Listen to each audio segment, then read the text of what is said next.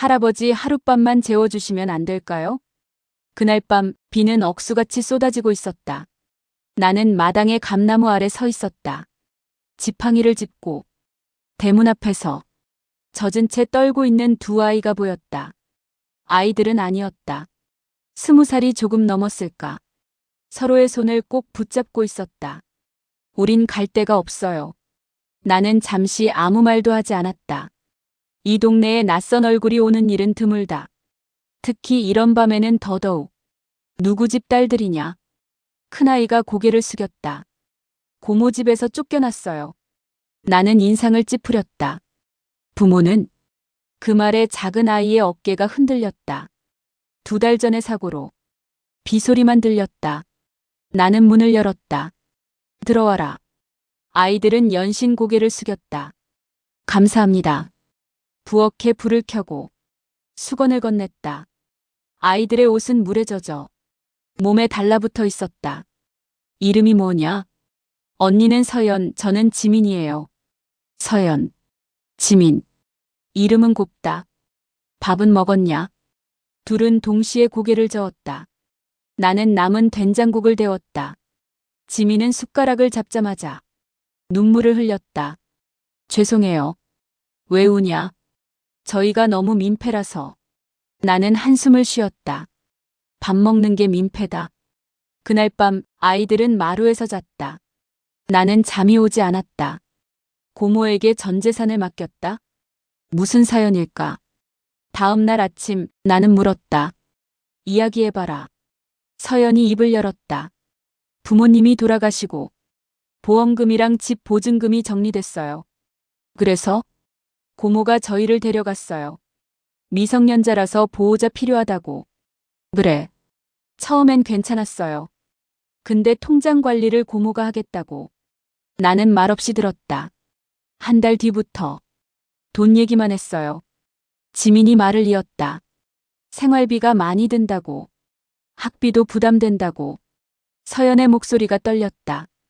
그리고 어제 통장에 돈이 거의 없다는 걸 알았어요. 나는 눈을 가늘게 떴다. 얼마나 있었는데? 1억 조금 넘게요. 숟가락이 멈췄다. 지금은 몇백만 원만. 순간 피가 거꾸로 솟는 기분이었다. 고모는 뭐라더냐? 투자했다가 손해봤대요. 지민이 이를 악물었다. 저희 동의도 없이요. 그리고 어젯밤 집 나가라고 했다. 성인이면 알아서 살라면서요. 서연이 마지막 말을 했다. 저희 짐도 못 챙겼어요. 나는 한동안 아무 말도 하지 못했다. 핏줄이라는 말이 이렇게 가볍나. 그때 대문 밖에서 누군가 소리쳤다. 김노인 있소. 나는 밖으로 나갔다. 낯선 중년 여자가 서 있었다. 화장은 진했고 눈빛은 날카로웠다. 혹시 두 애 여기 있죠? 서연과 지민이. 안에서 얼어붙었다. 누구요? 제 조카들이요. 나는 지팡이를 짚고 말했다. 왜 쫓아냈소? 여자는 코웃음을 쳤다. 쫓아낸 게 아니라 독립시킨 거죠. 나는 조용히 말했다. 통장에 손댔다면서. 그녀의 눈이 번뜩였다. 그건 우리 집안 일입니다. 나는 대문을 더 열었다. 이제는 아닙니다. 그녀는 이를 갈았다. 괜히 엮이지 마세요. 나는 웃었다. 이미 엮였소. 그녀는 한마디 던지고 돌아섰다. 후회하실 겁니다. 그 말이 마음에 걸렸다. 하지만 나는 이미 결정했다. 아이들을 그냥 내보낼 수는 없다. 그날 저녁 서연이 조심스레 말했다. 할아버지, 저희 일자리 구하면 나갈게요. 나는 고개를 저었다. 먼저 내 돈부터 찾자. 둘은 놀란 얼굴로 나를 봤다. 어떻게요? 나는 천천히 말했다. 세상엔 아직 법이라는 게 있다. 그리고 나는 오래전 접어둔 수첩을 꺼냈다. 낡은 전화번호 하나를 찾았다. 박 변호사. 이제 이야기는 하룻밤이 아니라 전 재산을 되찾는 싸움으로 바뀐다. 그리고 그 고모가 상상도 못한 반전이 곧 시작된다. 박 변호사는 내 전화를 받고 바로 오겠다고 했다. 오래전 나는 그를 도와준 적이 있다. 그때 그는 막 변호사 시험에 붙은 청년이었다. 지금은 제법 이름이 알려진 인물이다. 저녁 무렵 검은 세단이 마당 앞에 멈췄다. 선생님, 오랜만입니다. 박 변호사는 고개를 숙였다. 나는 안으로 글을 들였다.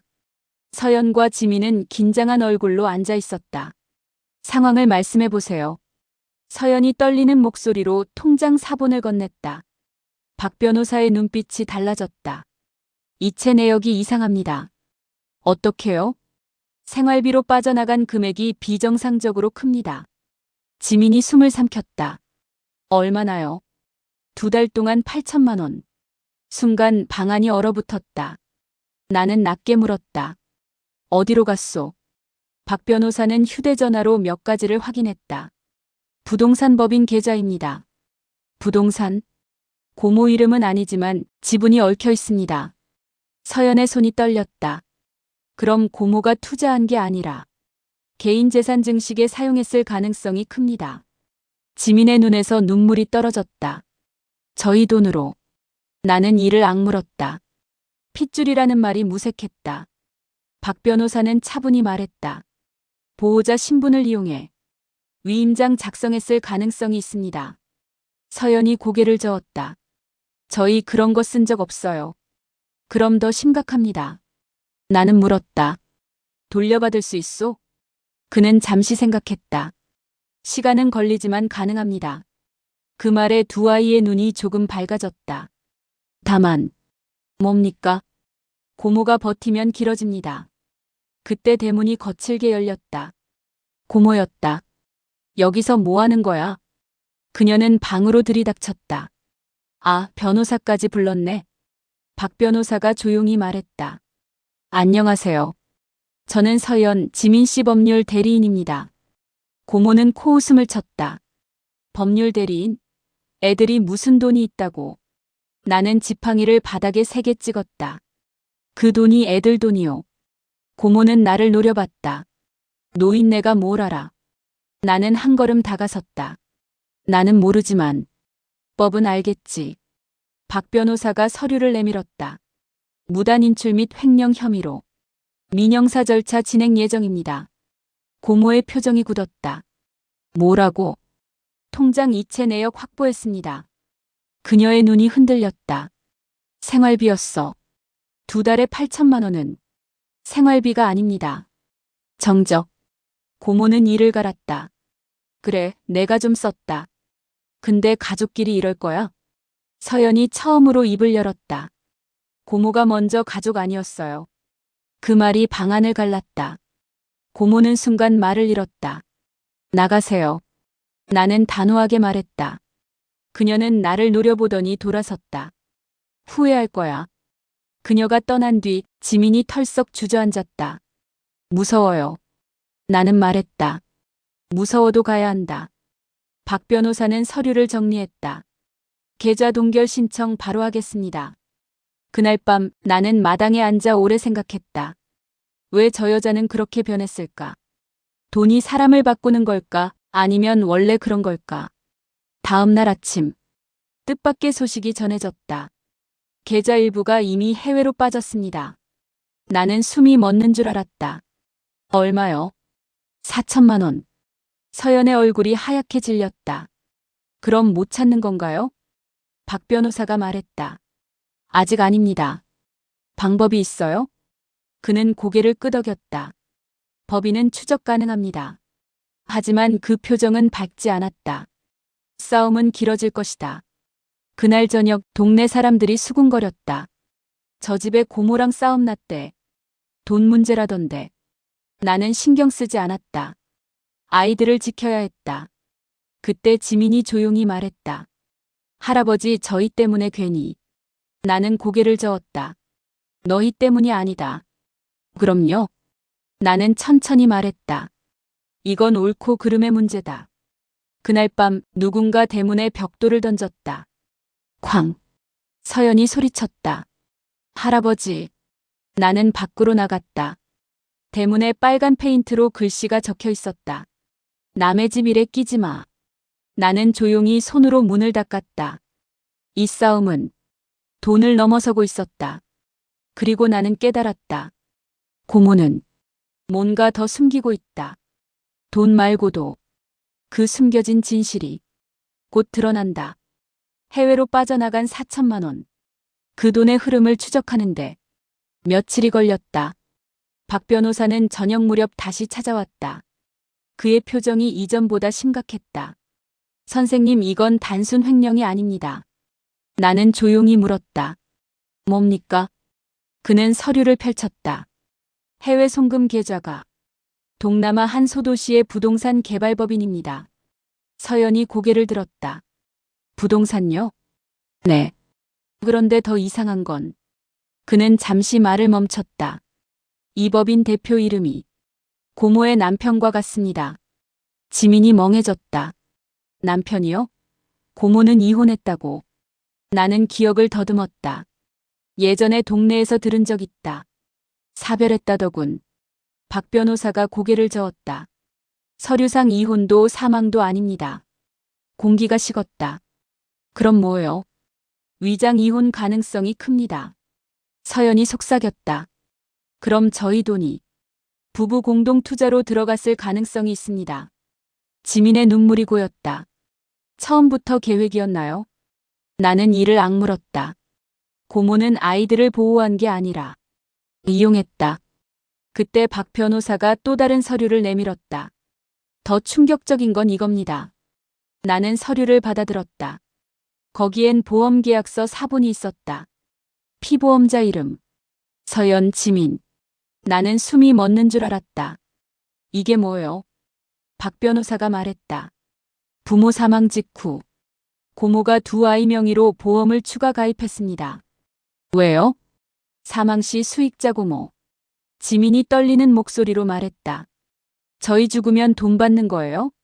나는 지팡이를 꽉 잡았다. 이건 말이 나오지 않았다. 서연이 숨을 헐떡였다. 그래서 자꾸 운전 배우라고 했던 거예요. 무슨 말이냐? 고모가 자꾸 차 몰고 다니라 했어요. 보험도 드러났다고. 박 변호사의 얼굴이 굳었다. 이건 형사사건입니다. 나는 낮게 말했다. 고의 사고 가능성? 그는 고개를 끄덕이지 않았지만 눈빛이 답이었다. 그날 밤 나는 잠을 이루지 못했다. 돈도 돈이지만 이건 사람의 문제였다. 핏줄이라는 이름으로 보험 계약서를 만든 사람. 다음 날 경찰이 다시 집으로 왔다. 보험 계약 확인됐습니다. 형사는 진지했다. 수익자 고모 단독. 서연이 고개를 숙였다. 저희 몰랐어요. 형사는 고개를 끄덕였다. 의심 정황은 충분합니다. 고모는 바로 소환됐다. 그녀는 처음엔 웃었다. 보험은 대비용이에요. 두 아이가 동의했습니까? 보호자니까 내가 대신. 형사가 말했다. 성인입니다. 그녀의 표정이 순간 굳었다. 그럼 사인 위조입니까? 침묵. 그녀의 손이 미세하게 떨렸다. 나는 그 모습을 지켜봤다. 이건 단순한 돈 문제가 아니었다. 탐욕이었다. 그녀는 마지막으로 외쳤다. 내가 키웠어. 내가 먹이고 재웠어. 서연이 눈물을 흘리며 말했다. 그래서 저희 죽으면 돈 받으려고요? 방안이 얼어붙었다. 고모는 더 이상 말을 하지 못했다. 며칠 후 고모의 남편이 귀국했다. 위장 이혼 사실이 드러났다. 해외 부동산은 실체 없는 페이퍼 컴퍼니였다. 투자금은 이미 다른 계좌로 흘러가 있었다. 하지만 이번엔 달랐다. 형사 사건이 붙었다. 보험 사기, 사문서 위조, 횡령. 고모는 구속됐다. 동네는 발칵 뒤집혔다. 어떻게 조카한테? 나는 마당에 앉아 서연과 지민을 봤다. 두 아이는 여전히 상처받은 얼굴이었다. 돈은 일부만 회수됐다. 하지만 진실은 드러났다. 지민이 조용히 말했다. 저희 진짜 죽을 수도 있었던 거예요? 나는 대답하지 못했다. 그 대신 말했다. 이제 안 죽는다. 왜요? 나는 천천히 말했다. 이제 너희는 혼자가 아니다. 그날 저녁 서연이 내 앞에 앉았다. 할아버지, 왜 저희 도와주셨어요? 나는 웃었다. 그날 비 오던 밤 기억하냐? 네. 그날 내 눈이 예전 내 딸 눈이랑 닮았더라. 서연은 아무 말도 못했다. 나는 처음으로 가슴 깊은 곳 이야기를 꺼냈다. 나도 딸을 잃었다. 두 아이가 놀랐다. 사고였다. 나는 하늘을 올려다봤다. 그래서 이번엔 못 외면했다. 그 순간 세 사람 사이에 말 없는 약속이 생겼다. 그리고 나는 알았다. 이 이야기는 전 재산이 아니라 가족이 무엇인가에 대한 이야기라는 걸. 하지만 아직 끝이 아니다. 고모는 구속됐지만 마지막 카드를 남겨두고 있었다. 그 카드가 자매의 인생을 다시 뒤흔든다. 고모가 구속된 지 보름째 되던 날이었다. 박 변호사에게서 급한 연락이 왔다. 선생님, 상황이 바뀌었습니다. 나는 지팡이를 짚고 앉았다. 무슨 일입니까? 고모 측에서 유언장을 제출했습니다. 서연과 지민이 동시에 나를 바라봤다. 유언장이요? 박 변호사는 서류를 펼쳤다. 부모님 사망 직전에 작성된 공증 유언장이라고 주장합니다. 나는 낮게 말했다. 내용은 그는 조용히 읽었다. 재산관리권을 고모에게 일임하며 두 자녀가 성인이 될 때까지 전권을 행사한다. 지민의 얼굴이 하얘졌다. 저희 부모님이 그런 걸 남겼다고요? 서연은 고개를 저었다. 말도 안 돼요. 박 변호사가 덧붙였다. 더 문제는 유언장에 재산 처분 권한 포함이라는 문구가 있습니다. 순간 등골이 서늘해졌다. 그럼 돈을 써도 된다는 뜻입니까? 법적으로는 해석 여지가 있습니다. 지민이 울먹였다. 부모님이 그럴 리 없어요. 나는 조용히 말했다. 글씨체는 확인했소? 감정 의뢰 들어갔습니다. 며칠 뒤 감정 결과가 나왔다. 위조 가능성 높음. 서연이 주저앉았다. 왜 이렇게까지? 고모는 구치소에서 여전히 부인했다. 유언장 진짜야. 공증은 지인 통해 받았어. 그 지인은 이미 잠적했다. 사건은 더 커졌다. 하지만 고모는 마지막으로 웃었다. 그래도 너희 돈 다 못 돌려받아. 그 말이 계속 귀에 남았다. 그리고 일주일 뒤 더 충격적인 사실이 드러났다. 박 변호사가 숨을 고르며 말했다. 부모님 사망 사고 보험조사 다시 들어갑니다. 나는 눈을 가늘게 떴다. 무슨 뜻이요? 당시 차량 블랙박스 일부 데이터가 복원됐습니다. 서연의 숨이 멎는 소리가 났다. 그날 고모가 같이 있었어요? 현장 근처 CCTV에 고모 차량이 포착됐습니다. 지민이 손을 덜덜 떨었다. 설마. 나는 단호히 말했다. 아직 단정 짓지 마라. 그러나 마음 깊은 곳에서 차가운 공포가 올라왔다.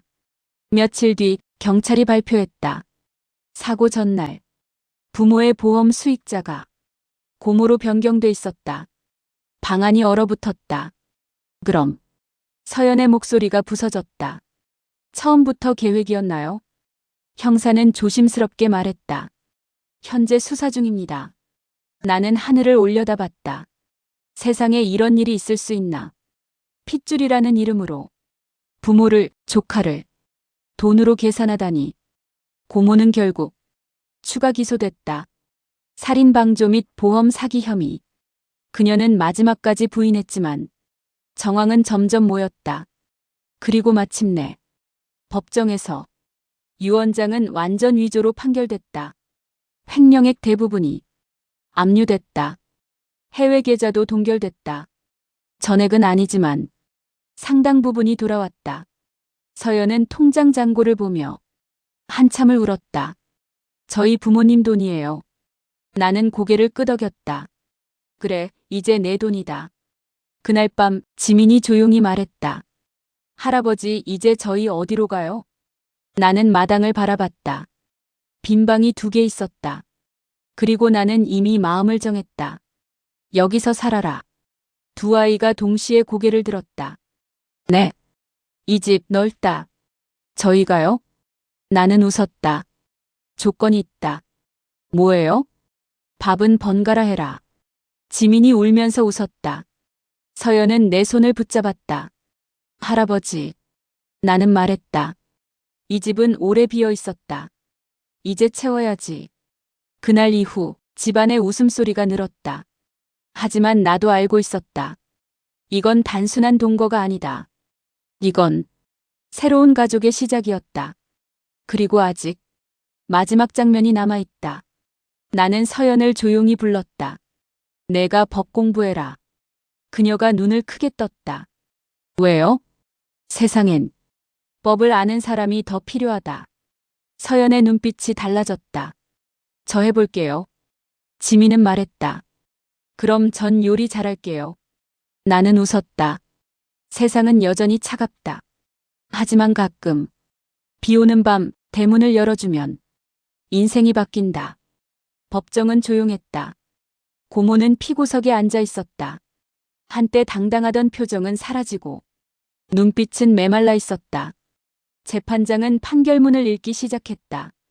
피고는 조카들의 재산을 보호해야 할 의무가 있음에도 서연의 손이 떨렸다. 지민이 그 손을 잡았다. 횡령 및 사문서 위조 혐의가 인정된다. 방청석이 숨을 삼켰다. 징역 7년. 그 순간 고모의 얼굴이 하얗게 질렸다. 하지만 더 충격적인 건 다음 문장이었다. 부모 사망 관련 보험 사기 및 공모 혐의는 추가 형량을 선고한다. 징역 12년. 총 19년. 망치 소리가 울렸다. 나는 눈을 감았다. 핏줄이라는 이름은 그날 완전히 부서졌다. 법정 밖으로 나오자 서연이 조용히 말했다. 이제 끝인가요? 나는 천천히 고개를 끄덕였다. 이제 시작이다. 그날 이후 압류된 자산이 일부 환수됐다. 해외 계좌의 돈도 상당 부분 회수됐다. 완전하지는 않았지만 자매가 다시 설 수 있을 만큼은 충분했다. 나는 서연을 바라봤다. 등록금은 걱정 마라. 그녀는 고개를 저었다. 할아버지, 제 돈이에요. 나는 웃었다. 그래, 내 돈이다. 서연은 결국 법학과에 지원했다. 왜 하필 법이냐? 저 같은 사람 또 안 생기게 하려고요. 지민은 요리학원에 다녔다. 처음엔 서툴렀지만 어느새 된장찌개 맛이 제법이었다. 집안은 바뀌었다. 비 오던 그날 밤의 냄새 대신 따뜻한 국 냄새가 돌았다. 어느 날 저녁 지민이 조심스레 물었다. 할아버지 외롭지 않으세요? 나는 잠시 생각했다. 예전엔 그랬다. 지금은요? 나는 두 아이를 바라봤다. 지금은 시끄럽다. 세 사람 모두 웃었다. 하지만 내 몸은 예전 같지 않았다. 겨울이 오자 기침이 잦아졌다. 서연이 병원에 가자고 했다. 괜찮다. 안 괜찮아요. 결국 병원에 갔다. 의사는 조심스레 말했다. 연세가 있으셔서. 나는 고개를 끄덕였다. 돌아오는 길 서연이 울고 있었다. 왜 우냐? 저희 또 잃을까 봐요. 나는 차를 세웠다. 얘들아. 둘이 나를 바라봤다. 사람은 언젠가 떠난다. 지민이 고개를 저었다. 싫어요. 나는 조용히 말했다. 그래도 남는 게 있다. 뭐요? 함께한 시간. 집으로 돌아온 밤. 나는 마당 감나무 아래 섰다. 처음 그 아이들을 본 그 자리. 비는 오지 않았다. 대신 별이 떠 있었다. 나는 속으로 중얼거렸다. 이번엔 지켰다. 며칠 뒤 서연이 학교에서 돌아왔다. 합격했어요. 나는 웃었다. 그래. 지민도 외쳤다. 저 취업했어요. 나는 고개를 끄덕였다. 그래. 그날 밤 우리는 작은 파티를 했다. 지민이 만든 음식, 서연이 산 케이크. 촛불을 끄며 서연이 말했다. 할아버지 소원 빌었어요? 나는 웃었다.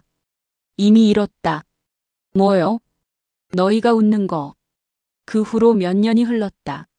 서연은 변호사가 됐다. 첫 사건은 노인재산 횡령 사건이었다. 법정에서 그녀는 당당했다. 지민은 작은 식당을 열었다. 간판 이름은 감나무집.